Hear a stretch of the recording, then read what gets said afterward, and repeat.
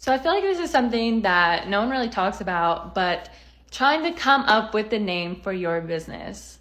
This process was so difficult for me and so long. I just wanted the perfect name and I didn't want to have to ever change it. And I just wanted something where I was like, I love that. And I just wanted it to feel good and sit well with me. So it took me a really long time. Also, something no one really ever talks about when it comes to coming with names is that you have to find a name that no one else has. If you come up with all these names, you have to check on Instagram to see if anyone has it. You got to check on all the social media platforms.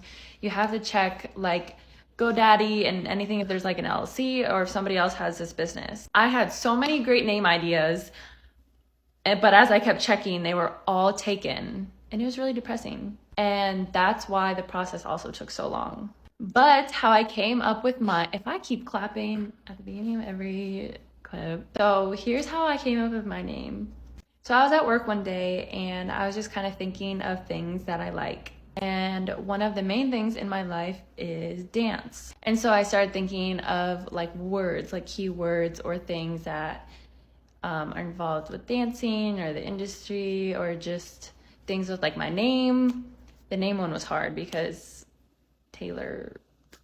everything Taylor was taken. But so I started thinking with things with dance, and then behind the scenes kind of came to my mind. And then I was like, behind the social. So kind of every name that I was thinking about, I was just thinking of things that I like, whatever.